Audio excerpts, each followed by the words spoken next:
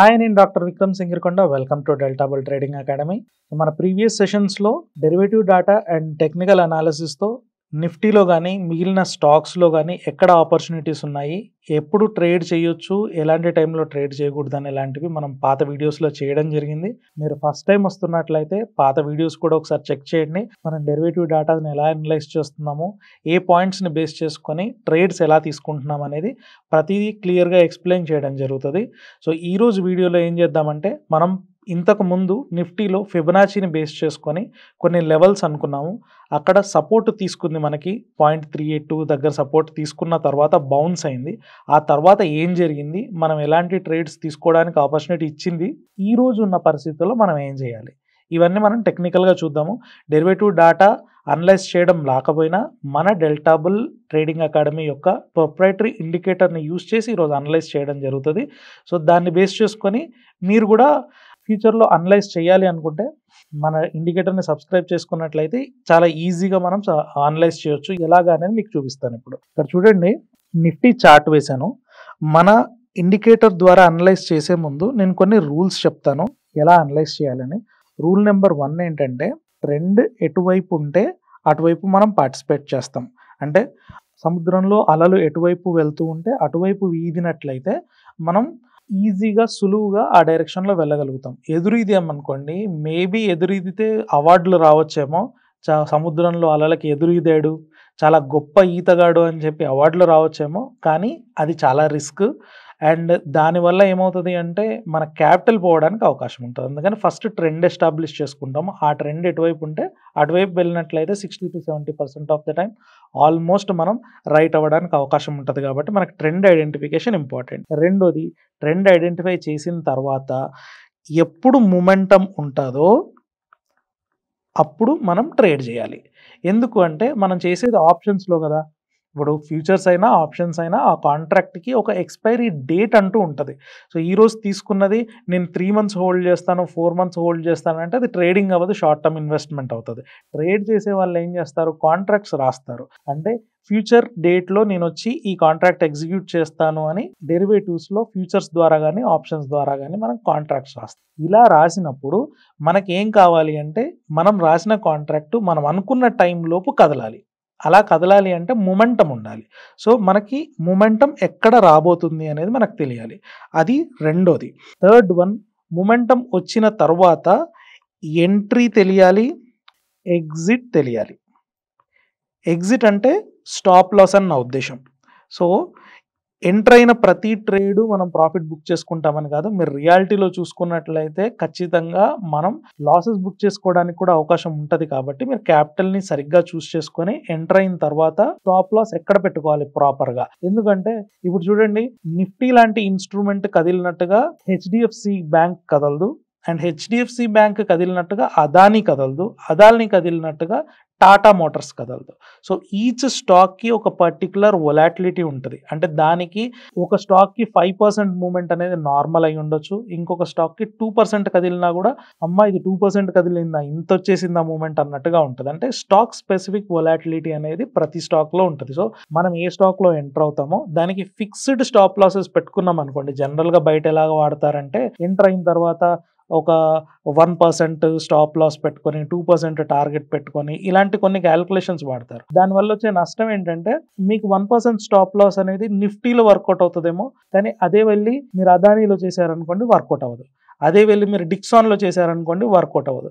So ఆ స్టాక్కి ఉన్న volatility వల్ల ఏమవుతుందంటే, మీ స్టాప్ లాస్ హిట్ అయిన తర్వాత మళ్ళీ పైకి వెళ్ళిపోతుంది. చాలా పెద్ద మూమెంట్స్ రావడానికి అవకాశం ఉంటుంది. సో ఏ స్టాక్లో ఎక్కడ స్టాప్ లాస్ పెట్టుకుంటే ఫ్రీక్వెంట్గా మనకు స్టాప్ లాస్ హిట్ అవ్వదో కూడా మనకు తెలియాలి.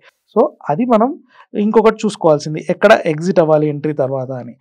ఫోర్త్ పాయింట్ ఏంటంటే, టార్గెట్ ఏం పెట్టుకోవాలి, ఏ ప్లేస్లో టార్గెట్ పెట్టుకోవాలి. సేమ్ స్టాప్ లాస్ లాగే టార్గెట్ కూడా ఈచ్ స్టాక్కి దాని స్పెసిఫిక్ అండర్లయింగ్ వొలాటిలిటీని బేస్ చేసుకొని మూవ్ అయ్యే కెపాసిటీని బట్టి వెళ్తూ ఉంటుంది. సో మనకేంటంటే, ఏదైనా ఒక దగ్గర మనం టార్గెట్ పెట్టుకున్నామంటే ఆ టార్గెట్ ఆ స్టాక్కి ఆ పర్టికులర్ ఎన్వైర్మెంట్లో ఆప్టిమల్ టార్గెట్ అయి ఉండాలి. జస్ట్ ఒక ర్యాండమ్ నెంబర్ని పిక్ చేసుకుంటే ఏమవుతుందంటే, మీరు ఒక స్టాక్లో 1% స్టాప్ లాస్ పెట్టుకున్నారు, 2% అనేది టార్గెట్ పెట్టుకున్నారు. 2% టార్గెట్ దగ్గర మీరు ఎగ్జిట్ అయిపోయిన తర్వాత వెంటనే ఇంకొక 4% కదిలిందనుకోండి.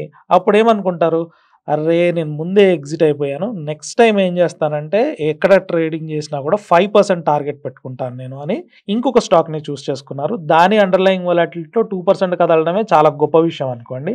2% కదిలి వెనక్కొచ్చి మీ స్టాప్ లాస్ హిట్ అయితే అప్పుడేమనుకుంటారు, అరే! పాతలాగా ఇది కూడా 5% కదులుతదేమో అని నా టార్గెట్ 2% వచ్చినా కూడా నేను తీసుకోలేదు. సో, ఇప్పుడు నేను దానికి పే చేస్తున్నాను. దాని ప్రతిఫలం అనుభవిస్తున్నానని మనం ఫీల్ అవ్వాల్సొస్తది. అందుకని మనం ఏం చేయొచ్చంటే మన ఇండికేటర్‌లో targets, stop losses, trend identification, momentum ఎక్కడుంది? ఇవన్నిటికి మనకి సొల్యూషన్ మన డెల్టా బుల్ అకాడమీ యొక్క ప్రొప్రైటరీ ఇండికేటర్. సో, ఈ ఇండికేటర్ ట్రేడింగ్ వ్యూ చార్ట్ మీద మనం వేయొచ్చు. ట్రేడింగ్ వ్యూ అనే ప్లాట్‌ఫార్మ్‌లో మనకి ఇది యూజ్ చేసి మనం అనలైజ్ చేసుకోవడానికి అవకాశం ఉంటది. సో, ఇది ఎలా చేస్తామనేది చూద్దాం ఇప్పుడు. ఇప్పుడు చూడండి, ఇక్కడ మీకు కనబడుతున్నది నిఫ్టీ చార్ట్. ఇక్కడ మీకు జనరల్‌గా ఏం కనబడతది? గ్రీన్, రెడ్ మాత్రమే కనబడతది. మీకు చార్ట్ చూస్తున్నప్పుడు. ఇక్కడ మీకు గ్రీన్, రెడ్‌తో పాటు గ్రే కూడా కనబడుతుంది. ఇవేంటంటే ఈ కలర్స్ మొమెంటమ్‌ని చెప్తున్నాయి మీకు. ఎక్కడైతే రెడ్ కలర్ కనబడుతుందో క్యాండిల్ మొమెంటమ్ డౌన్ వైపు వచ్చింది అని అర్థం. అదే గ్రీన్ వైపు కనబడుతుందనుకోండి మొమెంటమ్ అప్ వైపు ఉందని అర్థం. సో, ఫస్ట్ ట్రెండ్ ఐడెంటిఫికేషన్ కోసం ఈ 3 లైన్స్ ఉన్నాయి. సో, ఈ 3 లైన్స్ ఏ డైరెక్షన్‌లో అలైన్ అయ్యి ఉంటాయో అటువైపు మనం ట్రెండ్ ఉందని చెప్పుకోవచ్చు. ఇప్పుడు చాలా మందికి డౌట్ ఏమొస్తది అంటే, సరే ట్రెండ్ ఐడెంటిఫికేషన్‌కి మూవింగ్ యావరేజెస్ మనం రెగ్యులర్‌గా వాడతాం కదా! దీంట్లో ఏం డిఫరెన్స్ ఉంది అనుకోవచ్చు. మీరు ఇక్కడ చూడండి, 19థ్ డిసెంబర్ రోజు నడుస్తుంది మనకి మార్కెట్‌లో. కానీ మన మూవింగ్ యావరేజెస్ ఎక్కడ చూపిస్తున్నాయి? 24థ్ డిసెంబర్ అండ్ 27థ్ December, 31st. So, next 10-15 days యొక్క మూవ్‌మెంట్ ఎలా ఉండబోతుంది అనేది ఇదొక చిన్న గెస్ వర్క్ చేసి ముందుకి ప్రొజెక్ట్ చేయడం జరుగుతది. ఇది ఎలా ప్రొజెక్ట్ చేస్తది అంటే పాస్ట్ డాటాను బేస్ చేసుకొనే చేస్తది. సో, ప్రీవియస్‌గా ఉన్న డాటాను బేస్ చేసుకొని అక్కడున్న మొమెంటమ్‌ని బేస్ చేసుకొని ఫ్యూచర్‌లో ఏం జరగడానికి అవకాశం ఉందనేది ప్రొజెక్ట్ చేస్తది. దానివల్ల ఏమవుతదంటే మీకు మార్కెట్‌లో ఉన్నటువంటి రెగ్యులర్ ఇండికేటర్స్ ఏవైతే ఉన్నాయో మనకి లాగింగ్‌గా ఉంటాయి. ఆ లాగింగ్‌నెస్ తీసేసి లీడింగ్‌గా కన్వర్ట్ అవుతది. సో, దానివల్ల ఏంటంటే ట్రెండ్ మారడానికి ముందే మనకి ఒక చిన్న ఇండికేషన్ రావడానికి అవకాశం ఉంటదనమాట. సో, కంప్లీట్‌గా 100% వస్తదా అంటే మీరిప్పుడు వాతావరణ శాఖ చూసారనుకోండి, చాలా పెద్ద మిషనరీ వాడతారు. చాలా టెక్నాలజీ వాడి రేపు, ఎల్లుండిలో తుఫాన్ రావడానికి అవకాశం ఉంది అని ఒక ఊరిని ఖాళీ చేపిచ్చారనుకోండి. రేపు, ఎల్లుండి తుఫాన్ రాలేదనుకోండి. అప్పుడేమంటారు? మీరంతా వేస్ట్ పీపుల్.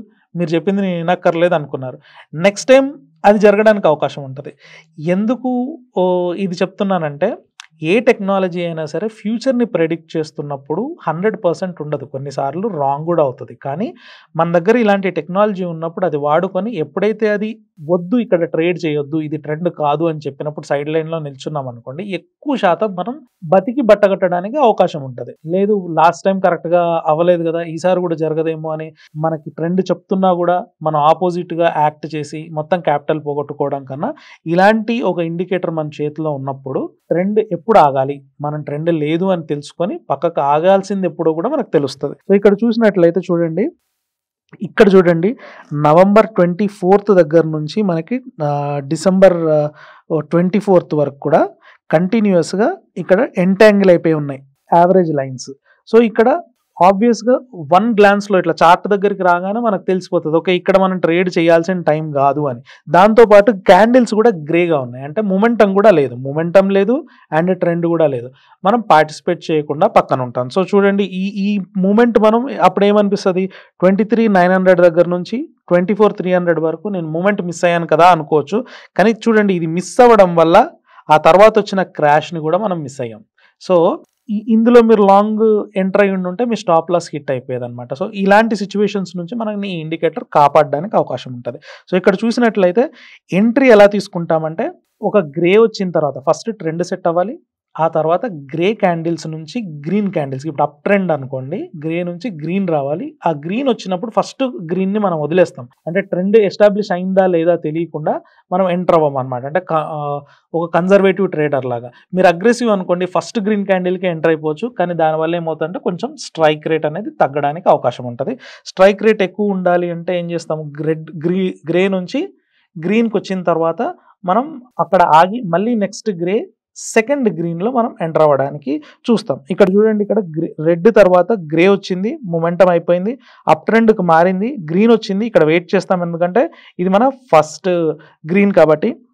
నెక్స్ట్ చూడండి గ్రీన్ వచ్చింది. సో ఇక్కడ మనం క్లోజ్ తర్వాత నెక్స్ట్ డే మనం ఎంటర్ అవ్వాలి మన ఇండికేటర్ ప్రకారంగా. కానీ నెక్స్ట్ డే వచ్చి చూడగానే మనకి గ్రే క్యాండిల్ కనబడింది, అంటే ఇక్కడ వచ్చినటువంటి మూమెంటం ఇక్కడ కొలాప్స్ అయిపోయింది అని.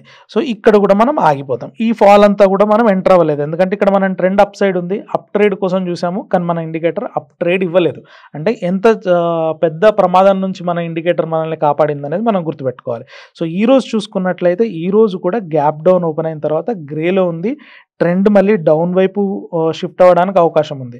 సో ఇక్కడ మనం బాగా గమనిస్తే అప్ డౌన్ పక్కన పెడితే నవంబర్ 27 నుంచి ఈ రోజు వరకు మార్కెట్ యాక్చువల్లీ కన్సాలిడేట్ అవుతుంది.